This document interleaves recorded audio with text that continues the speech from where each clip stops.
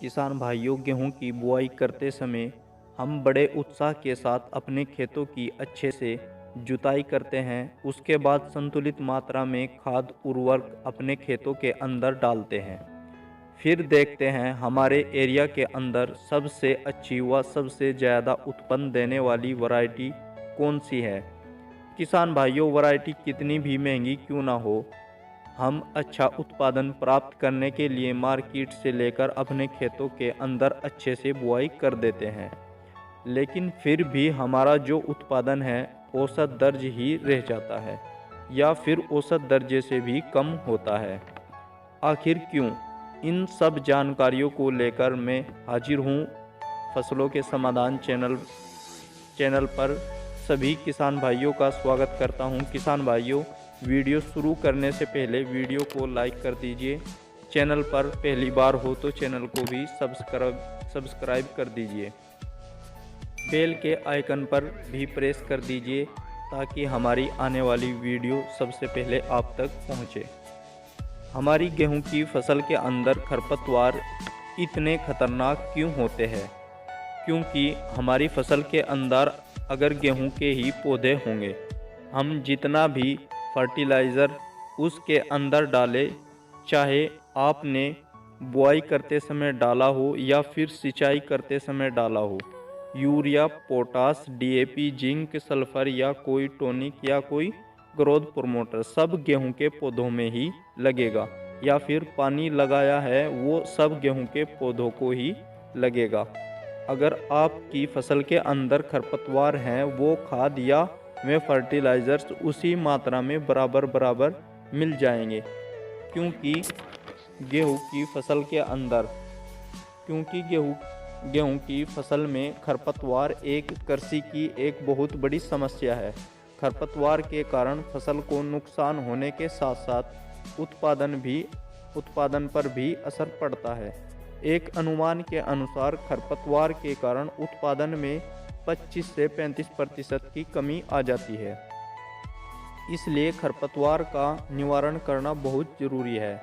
इस समस्या को देखते हुए इस वीडियो में खरपतवार के नियंत्रण के लिए खरपतवार नाशक दवा की जानकारी इस वीडियो में मैं लेकर आया हूँ। तो किसान भाइयों, बात कर लेते हैं सबसे ज़्यादा मात्रा में गेहूं की फसल के अंदर कौन कौन से खरपतवार पाए जाते हैं।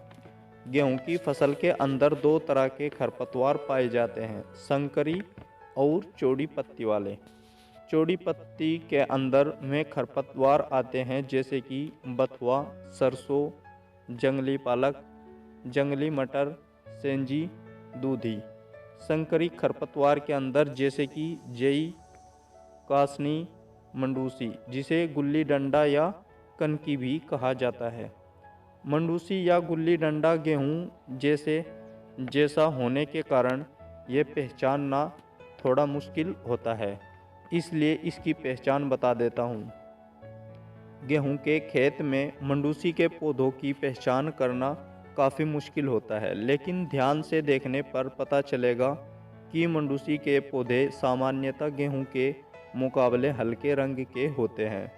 दूसरी पहचान, मंडूसी का तना जमीन के पास से लाल रंग का होता है। तना तोड़ने या काटने पर इसके पत्ते, तने और जड़ों से भी लाल रंग का रस निकलता है, जबकि गेहूं के पौधों से निकलने वाला रस रंग विहीन होता है। तो किसान भाइयों, बात कर लेते हैं खरपतवारों का नियंत्रण करने की। किन दवाइयों का प्रयोग करना है। किसान भाइयों, अगर आपकी गेहूं की फसल में केवल चौड़ी पत्ती वाले खरपतवार हैं, इन्हें मारने के लिए 2,4-D नाम की ये दवा लानी है, जिसके अंदर सोडियम साल्ट 80% आता है। ये 250 ml 1 एकड़ 120 लीटर से 130 लीटर पानी में मिलाकर स्प्रे कर देना है। या आपके गेहूं की फसल के अंदर केवल संकरी वाले खरपतवार हैं, जैसे मंडूसी, जिसे गुल्ली डंडा भी कहा जाता है, इसे मारने के लिए ताकतवर नाम की ये दवा लानी है, जिसमें टेक्निकल पिरोक्सोहोप प्रोपिनाइल 15% clodinafop pro propargyl 15%। WP form में ये भी 1 एकड़ 120 से 130 लीटर पानी में मिलाकर स्प्रे कर देना है। अगर आपकी गेहूं की फसल के अंदर दोनों तरह के खरपतवार हैं, चौड़ी पत्ती वाले भी और संकरी पत्ती वाले भी, इन्हें भी एक ही स्प्रे से मार सकते हैं।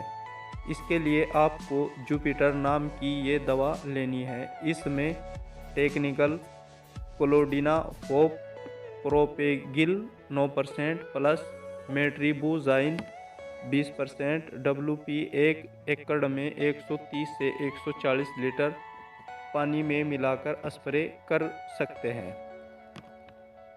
किसान भाइयों, ये दवाई मिक्सित दवाई होती हैं। ये दोनों साल्ट होते हैं। इनमें ये आसानी से सभी खरपतवारों को ख़त्म कर देती है। किसान भाइयों, गेहूं में स्प्रे करते समय ध्यान ये रखना है, गेहूं के अंदर पर्याप्त नमी होनी चाहिए। ऐसा भी ना हो कि ज़मीन के अंदर पाँव धंसता हो और ऐसा भी ना हो कि सूखा पड़ा हो। नमी सूखने के साथ साथ आपके खरपतवार भी सूख जाएंगे। दूसरी बात ध्यान रखने वाली ये है, जिस पानी में आप दवाई मिला रहे हैं वह पानी ताज़ा से ताज़ा होना चाहिए। और तीसरी बात यह है, जहाँ खरपतवार ज़्यादा हो वहाँ आराम से छिड़कें और जहाँ खरपतवार कम हो वहाँ थोड़ा तेज़ी से छिड़कें, ताकि पौधे पर ज़्यादा दवा ना जाए। तो किसान भाइयों, ये थी छोटी सी जानकारी। आशा करता हूँ कि ये जानकारी आपको अच्छी लगी होगी। अगर आप कुछ पूछना चाहते हैं तो आप मुझसे कमेंट में पूछ सकते हैं।